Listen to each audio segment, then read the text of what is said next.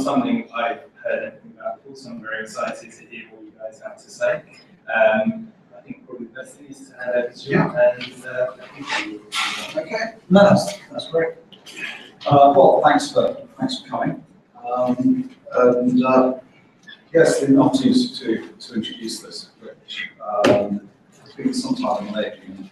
I do like the project. It's really happy one. It goes back to 1969, so the origins of it. But I got involved in about 2000, so it's been running for about 15 years or so. In that time, there have obviously been the ups and downs. We're very excited about certainly where we are now, and the opportunities. And that said, no parent sees faults in their children, and what we also use is to get good feedback today on the technology and where we are with it. Part of the problem we had when we were going about this was trying to explain to potential investors or people in the industry what we were trying to do, because there was no real paradigm or product out there like this. And as we were developing it, was a little bit like being Alice in Wonderland, trying to work out whether you're going to disappear down the rabbit hole or whether you're going down the one. So, yeah, but anyway, as things evolved, we put together sort of quite a tight specification brief. And that brief was that it had to be very, very small. So you wanted to keep it under a meg size. It had to be very fast, and certainly comparable with every other database system that was out there. It had to be totally programmable, ultra reliable, and Harry will go into some of the applications around that, and also the ability for it to synchronize where it fits in robotics. Operating system, hardware agnostic, so it can sit on anything. And again, that comes back to the Polymach name, so it sits on multiple machines. It's non-specific, and of course suitable for any device, whether it's a micro device through to a mainframe. So those were some of the design parameters that we looked at. So why did we come up with this or want to do this? Some ways the computer paradigm we thought needed to evolve. And maybe it was time to go back to basics in terms of the software. And software development has not really kept up with the hardware. There's been increasing demands on RAM, processors, memory, storage, etc. So what we're trying to do is level the playing field. Also, with new hardware, software, etc., there are issues around legacy and upgrade. And what we try to do is use Polymach as a way of negating that problem. Anyway, so a little bit about that, Polymach. Let's hand over to Andrew. I don't resist this. A long time ago in a galaxy far, far away. It's been really, been a mission. It's been very, very difficult to obey. I'm going to start somewhere on this. Okay, that's good. To produce something according to the specifications and requirements, not an exercise. A lot of thought, a lot of research, a lot of development, a lot of trying and error has to be done. Because we couldn't get funding for it, meant that we had to do an 8-hour job in a day and an 8-hour job in the night. since then, until about 2 years ago when I retired, supposed to be, that was there. So,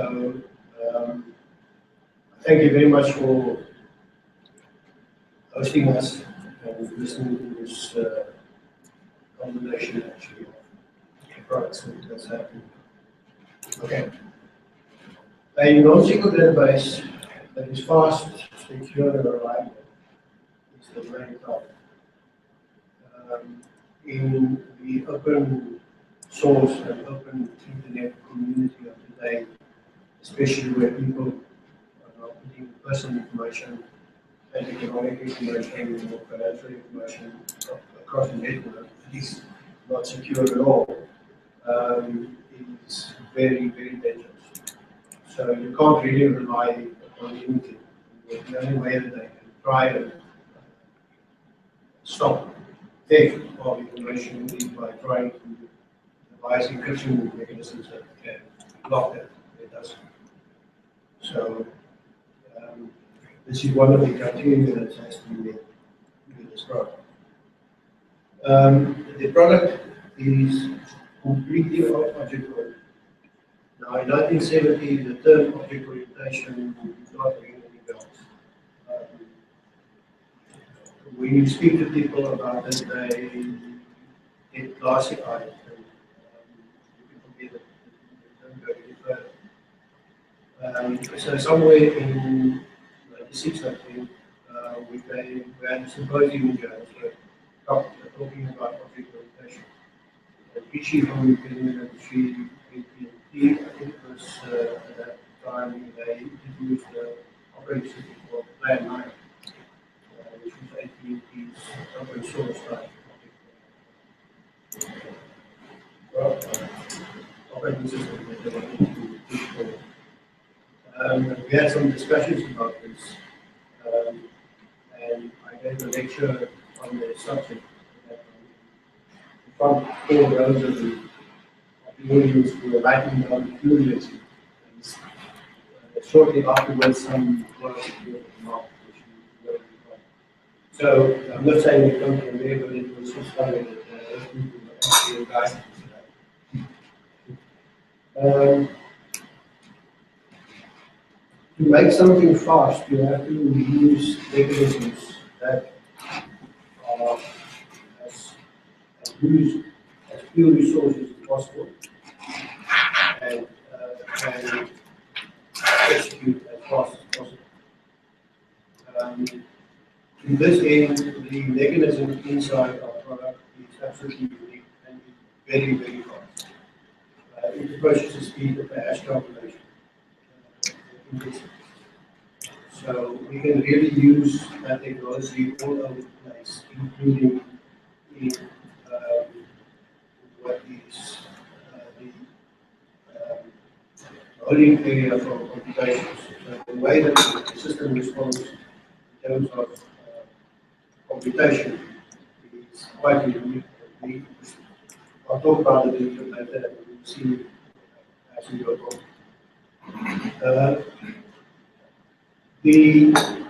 One of the main design goals as well is for the system to be distributed. Again, at that point in time, the leading of people was not something that people related to. The internet of the network that was actually based upon network systems that during that period of time. And so forth. So the system had to be distributed to be able to cope with load and also to be able to communicate transactions all over, whether it's in space or in Earth or underwater. So machine independent, very small, very fast, distributed.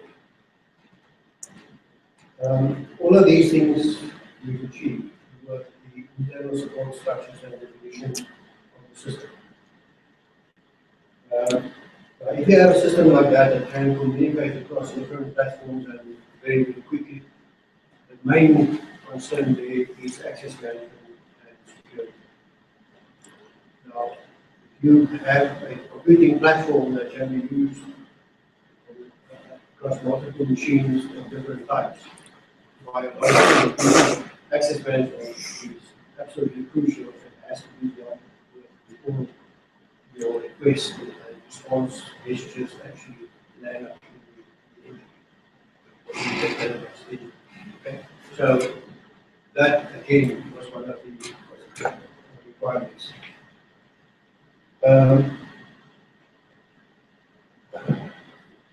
Imagine for a second that I switch off all the lights. You can't see nothing. You probably see your hand when you basically have on hand with the light. Right? You can see nothing else. And you know that you are standing 5 feet away on 800 feet drop, 1,500 feet wide, and 150 feet deep. Stone is in the mine park.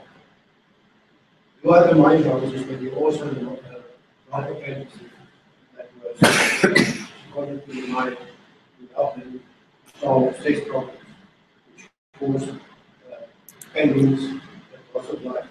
People died, as far as I can probably so you're standing there and you know that it's the case. That stone was created by measurements and equipment that is inaccurate and was actually interpreted in components that were measured very, very carefully up to a couple of inches. But you can't rely on it. Okay? So here you're standing, and suddenly you realize that the ground here is dry. Now, why is it a wet place? Because the dust will get into the ground. You elevate yourself and you walk backwards up and you're making cracks. Because the water is disappearing behind the crack. That's when you realize that computer programming is no joke. Code is pressure. It must be accurate, but people's lives are being built. So the paradigm, this paradigm, was built on the premise that the code here is accurate and remains accurate. People's lives will be built, not the lives of their friends. So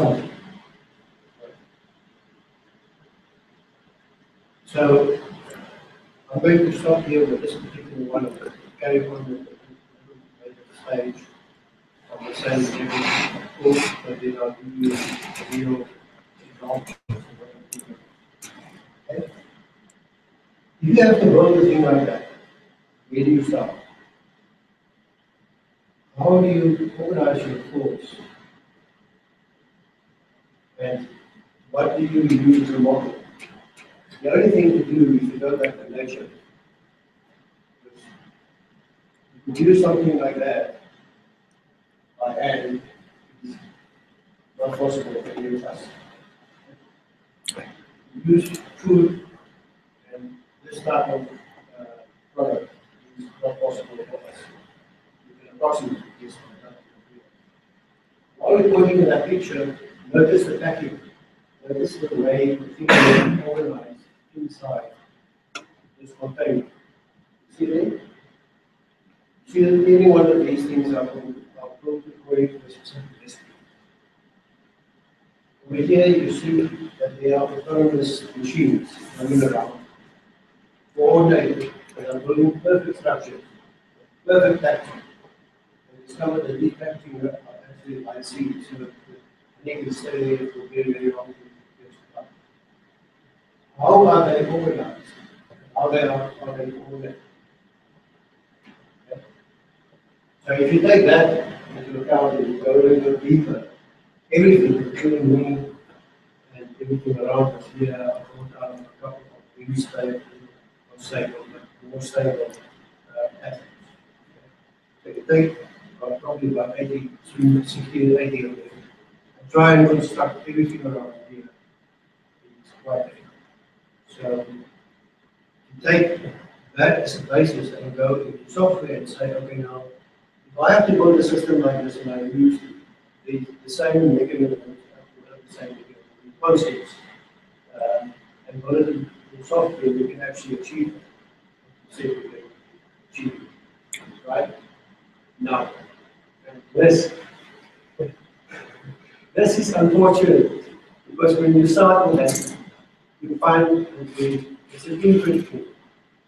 You started sometimes you start developing that, and you discover that what you've developed actually leads to another area that you completely different. And when you go into that, you never stop hopping around, creating new things, and creating new mechanisms and possibilities. So this has been maybe why it took so long to develop.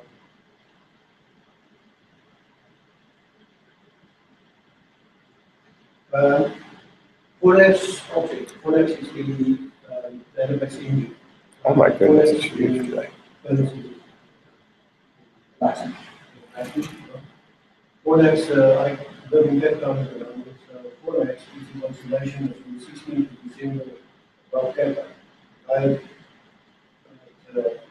part of the Danish group.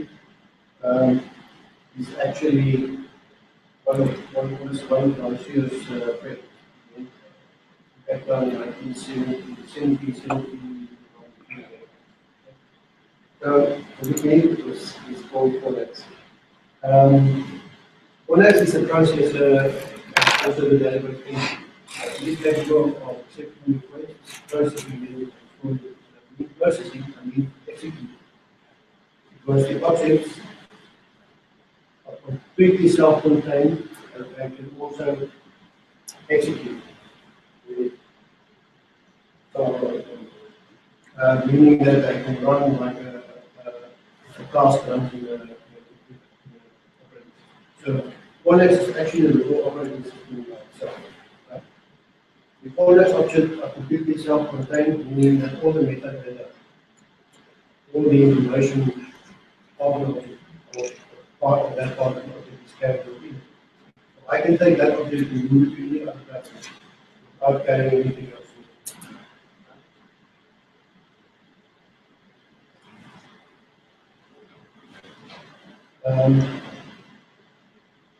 The requirement for objects to be transported obviously means that it has to be very small. Storage is also very small. And when you transport the overhead, obviously is very small. Everything is done in binary. No ASCII that we need both in transport and in execution. The only time that an object will be translated from whatever presentation medium using FD or ASCII or some kind of hypercode, the front end will convert it to an internal format from the internal format. So it's completely locked, completely self-contained. The only port into that system is via interface port. This will give you security, give you complete protection, and allows you internally to process very quickly. To make it a multi-machine or portable, it means that you have to be able to take that object, which is now in standard format, and process it on the hardware that is that is done by Fornax. So every Fornax engine is hand-coded to the processor that is attached to the iPhone. Right? This gives you a virtual machine that can, any object can run to any platform that is open. This is why I think it's quite.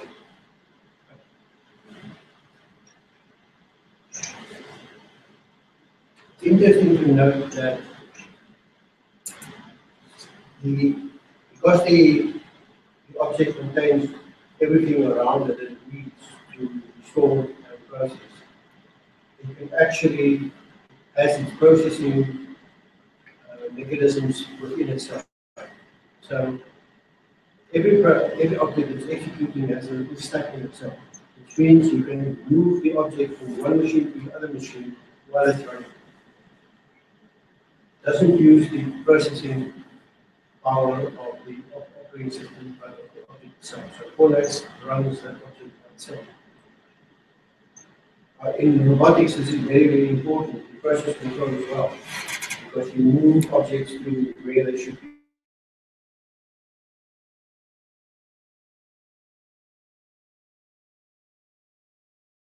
And go somewhere in relative to move on to another place and take information. And in business, it's quite interesting. For example, in tax calculations for stock exchanges and stock calculations.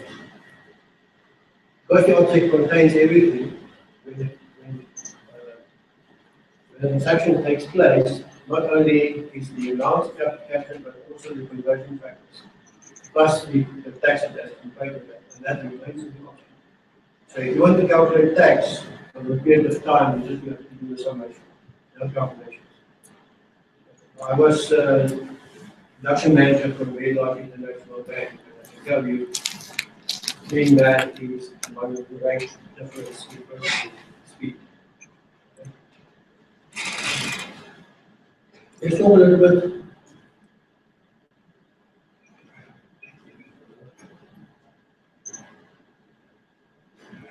about the concept. How is it implemented?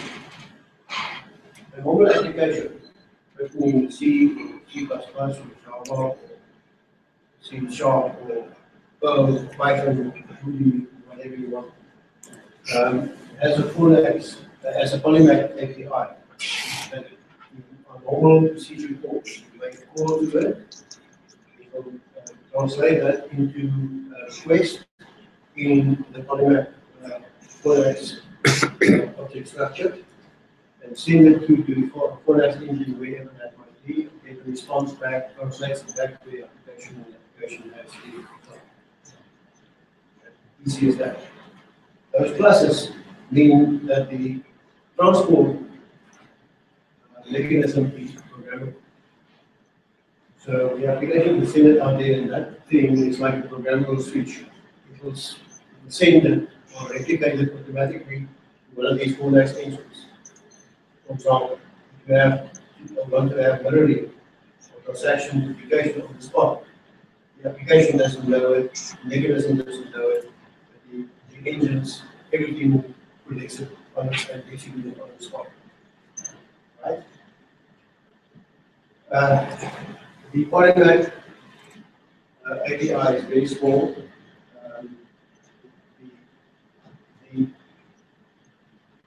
This environment and Fornax environment is built on the same object structure. So the communication is seamless. And the Fornax engine is responsible for storage. Let's talk a little bit about that engine.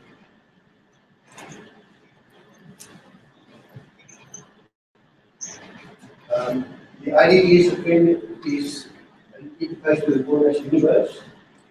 There are some ports available for C# on your N4 and 5.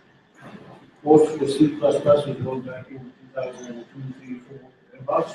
They are now in for a new release. Polymach is a DLL.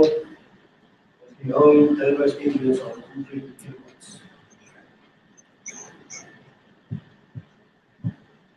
Create the database with it. The database size is approximately 40 kilobytes. The RT grows. The company has been using this now for probably 5-6 years. Ships 600 invoices a day. The number of items on the invoice, I'll show you the application just now. Database is just over 5 gigabytes. Access time will be sub-seconds. So that is what it is capable of. The Fornax engine, there are more components, but this is actually what it contains. I'm going to discuss it quickly so you get a feel for what these things are.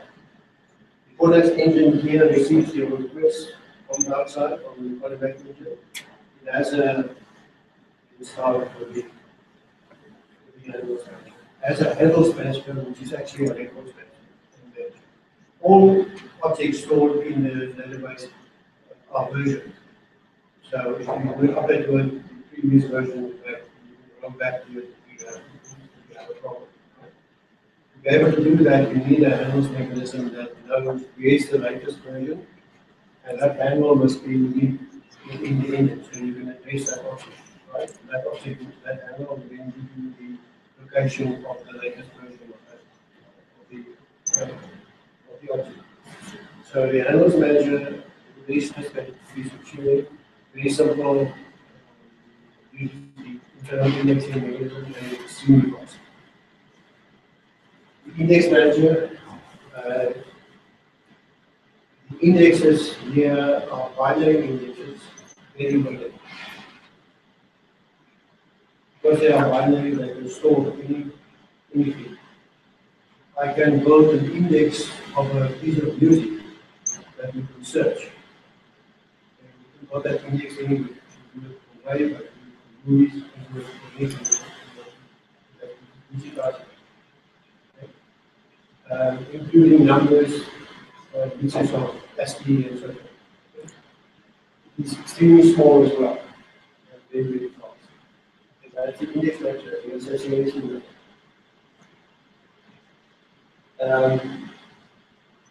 if you store information in the database, you store it in 100% normalized form, which means the smallest possible form you can. Right? A date, for example, doesn't belong to a person, it belongs to everybody. So your birth date is a connection to some date in the past. Using that as a basis, you can ask any question, anything that's stored in the database based on that date.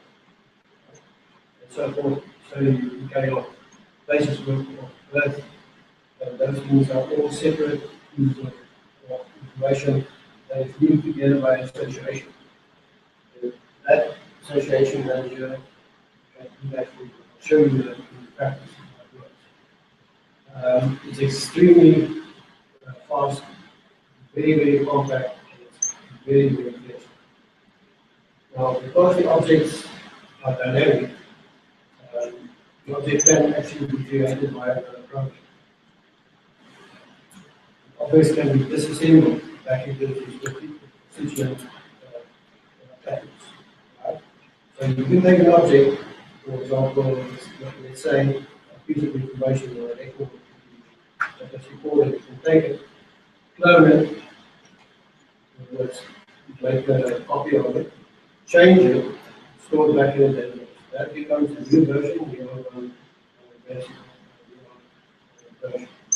But if you have a definition of what that record might take, say date, names, and so forth, which might be some of the parts in the record, let's say device, test, and so forth. Later you decide to add some new fields or new parts of that activity. The class, or the definition part that stores this definition, is now updated to a new definition, a new division. But all the old objects in there still refer to the old definition, and the remaining point to the old definition. So you never have to repack it, redo it at all. All the information stays with that. If you really want to change it, you have to run a transaction to take it from once you go. That's only done when that information becomes available. Which means you can take any piece of data, let's say a roadblock, you pick up people, you get some information from them, store it in the database, and then data sampling here, associate that with evidence to this. Okay. So the information, even recordings, photographs, pictures can be associated with events taking place. And the database becomes completely flexible, so you can ask any question you want based on the information that's in. We actually have a system that we use for access control. I'll show you that captures people, driver's license, and vehicles information real time, when the guy goes through the gate, or through the parking thing that does it, so that the database and you can ask them questions. In fact, we're using it on one farm to log the influence of the working on the farm, to look at the timesheets. There are many practical applications of this kind of database. The next one is the space manager. The record is deleted, it becomes dark. It's not a gap. Somewhere to manage as if it's not. If that space becomes has to be reclaimed or deleted again, that object is given back to any form and be. That's why I'm not going to talk about. We'll talk about the file manager. The file manager manages databases of any length, because what this is about. The database itself may be divided in memory. There's no difference. Many databases exactly the same as the individual assets. One Fornax engine can have as many open files as you can fit in. There's no limit on it. One Fornax engine stores an engine for every file that's open. So there's no limit on the number of engines that can be based on machine capability. Because the engine manages that particular database, there's no locking in the system. It runs stream through quickly as possible.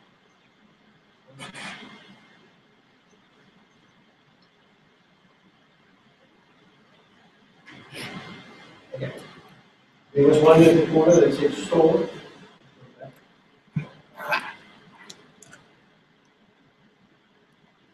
Storage manager. The storage manager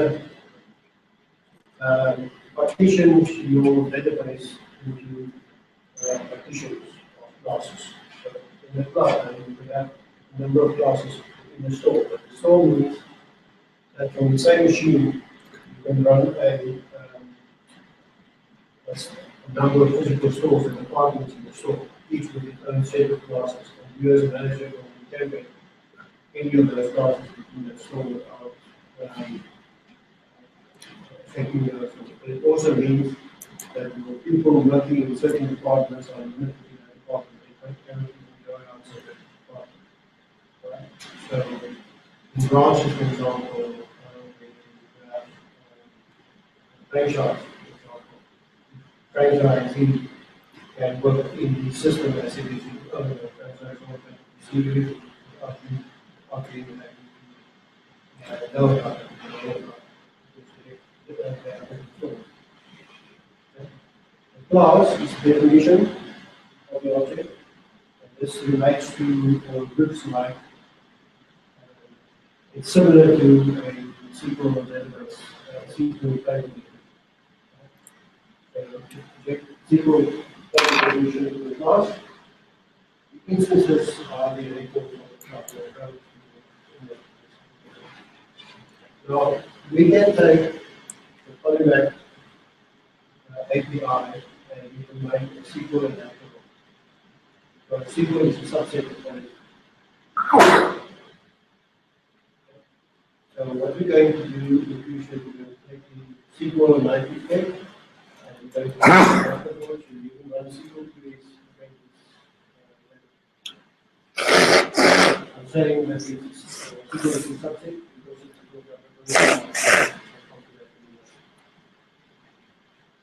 those green things that here are indexes. So these are indexes per class. So every class is an own set of indexes. These indexes are key indexes, keys of the instances inside. They are also indexes to unify organized blocks stored in the class. Every object stored because it is a unique number, a handle, so the associations across classes and stored. We can make up a number of different state population to world.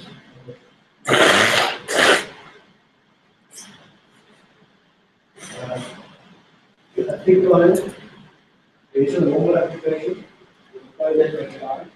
This connects to two format engines, one in this place, the other one in this place. This is a typical in a handheld or standalone machine, standalone application. Right? This application uses the Polymach API across the delivery system. This delivery system is a Fornax virtual engine capable of delivering objects across networks, bytes, files, messages, sharing, whatever you want. Okay?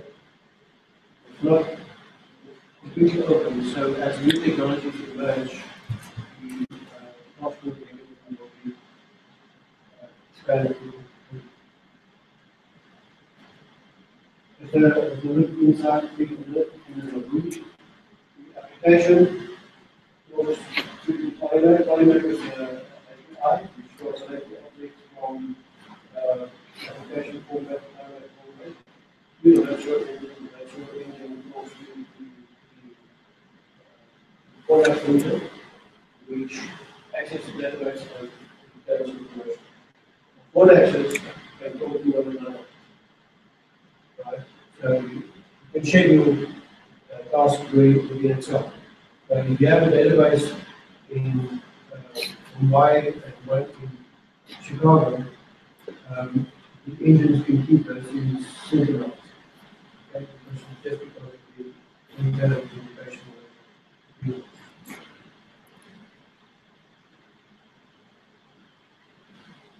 This is an object. Just show it briefly because I'm not going to go too deeply into it. Otherwise, you might get some interesting quotes here. The object comprises of atoms. Each atom can contain one or more nucleus. The nucleus is the wrapper around the variable. The variable can be a flood, a string, any kind of digitizable information. The nucleus in turn can contain an atom. So the system is nuclear. It can also contain a complete object. It's interesting if you want to program yourself in the C++ class by APSG. Very interesting. So there, that's the layout of an object. The object is a little microcosmos that can be moved from one place to another, can operate on its own, can execute on its own, and live on its own. It can be, while it's running, it can be updated with adding new atoms, new nuclei, and the nucleus itself, I've got a picture of that, the nucleus itself consists of quanta. Quanta, the information carriers. Quanta, one of the most important parts of that is the content carrier of the nucleus. The content carrier is a variable array of information. So the arrays, there is a length of strings, the number of net values in the array variable. Not only does it manage it in the system store where you have a database, but it manages within the object itself. So the object itself can change size. Now, we talked about access management and security management. The object sits under control of the engine. So if the object receives a text, okay, the engine passes that data already. So the object then is responsible for managing information that's stored within itself. And one of these atoms, for example, could be an encryption that says my nuclei and stuff underneath is encrypted according to this theorem. This one is a different encryption here, mechanism, right? This nucleus is a executable program. When the information comes through, we start using the typical and run the information. It's not that simple actually, because the atom indicates what is the argument, which are the arguments coming through to the program over here, and what are they, and what is the kind of response you want back. Now, versus a SQL statement that you program the thing in SQL and you send it off, the objects or the requests coming through to Fornax are actually programs. So you can write any program in object form and send it to the engine. And the engine will understand what these things mean and respond back. Now, I said in the beginning, it's very, very difficult to design a system and make it work because of the building blocks that you have to understand and make them right and make sure that everything is falls into place. You cannot make a chemical reaction between things that's incompatible. If the reaction takes place, it can happen. Programming this thing is not done by a language, because very difficult to construct a language for this thing. So the only way to program it is visually. Now what we're going to do is we're going to take the combining of objects as icons, and when you construct an object, you take your component you want to add to the object and drag it in. If it is assimilated by the structure, it will work, guaranteed. If it won't be, it will not work at all. In fact, it cannot go into the structure. So this thing cannot take any viruses. Okay? It's completely self-protected because you can program the encryption theory inside there that you will not be able to decrypt it. Nobody will be able to decrypt it, not even me, right? Because you, as the owner of that engine, writes the encryption for that engine. It's your work. So you can take this object and give it to the cloud and say, here's my stuff. I allow you to see the following information, and the following information is my own. You can't get to it. Sorry. The engine won't even allow you to get into it. Harsh words. But very necessary, actually. This is a running program example. It's actually live data, so I've blanked out some information. This thing has been running since, I think, about 2004. What you're seeing here is, this is a delivery area for stuff. These guys make beverages.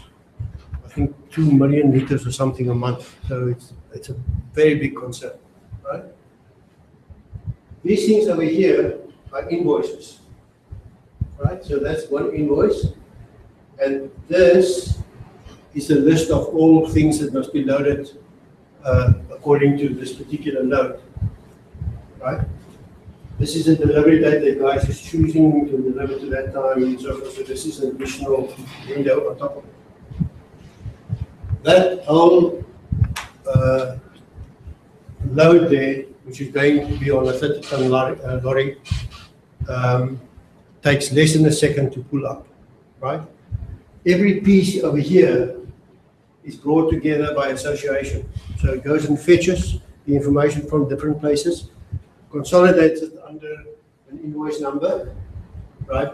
A client, a package description, and a stock description, and puts it together and puts it onto the screen.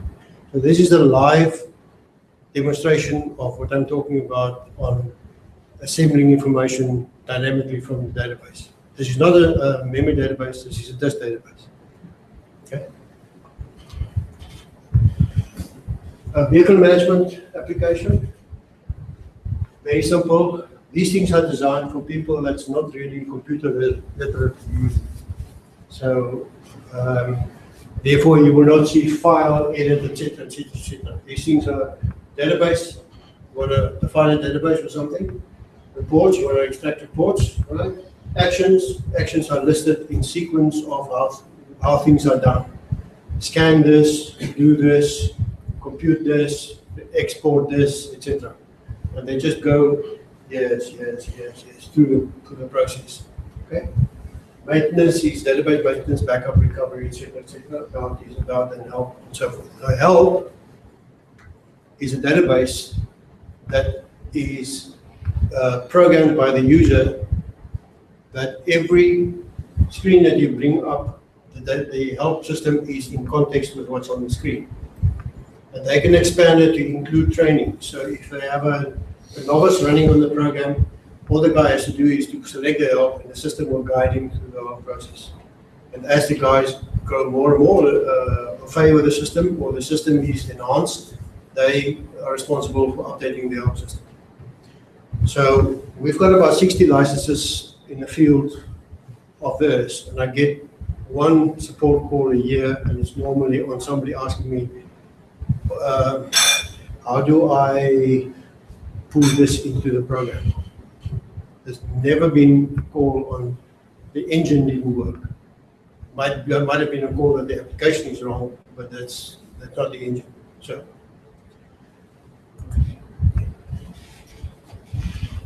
Okay. This is access management, the previous one. This is gate control. You can see there's the key. It's done on that date.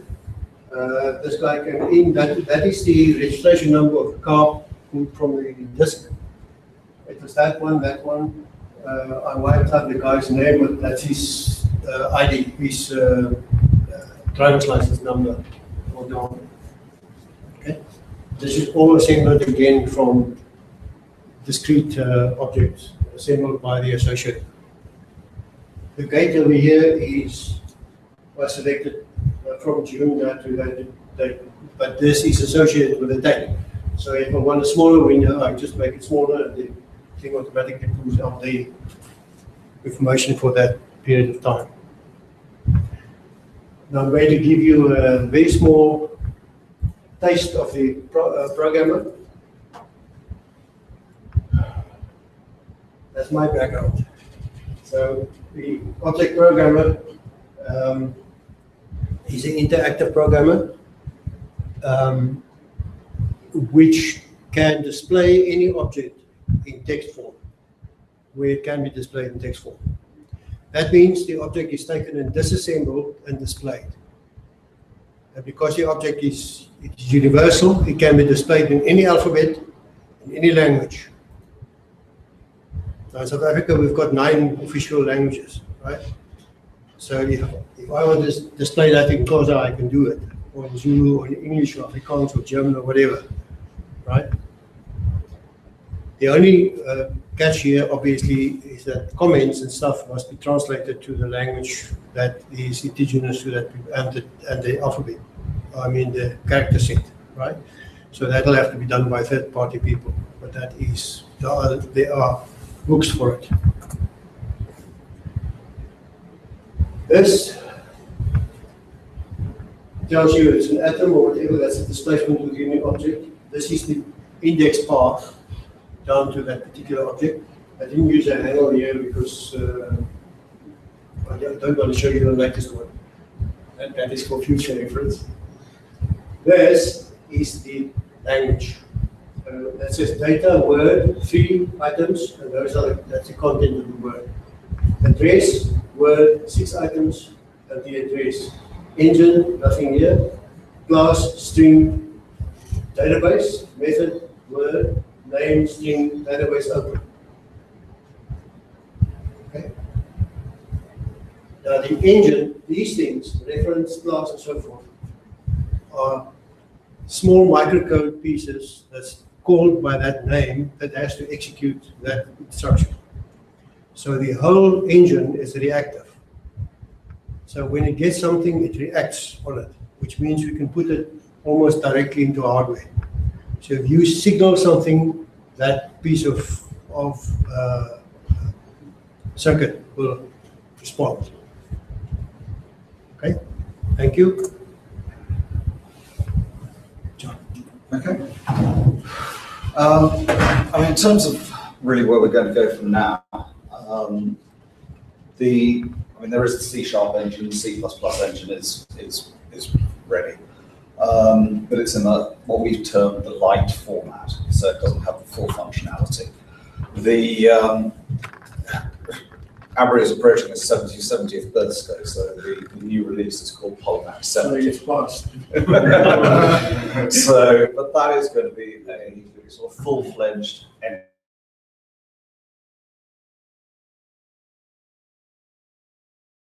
enterprise and C++ for iOS and Android in around March time next year. In the interim, what we'll be doing is putting up the light engine and the programming tools, C# in the next day or so you can download, play with it, get a feel for it, and also the manual as well. And also what we're going to be doing is looking at making third-party plugins for programming as well, which will be accessible to you.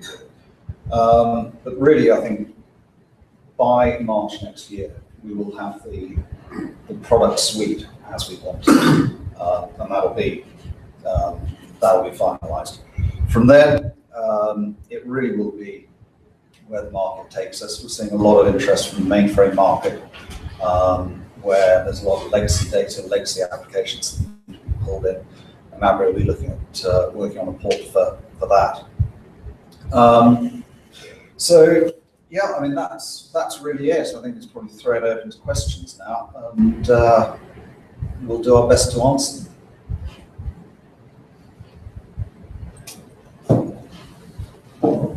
Sorry. Yes. I'm sorry, I'm not a database person at all, so I have a fundamental question. I know that there is SQL as a standard. Why no SQL is any good? Sorry, please. Are you asking the same question? No. Okay, well. Sorry. So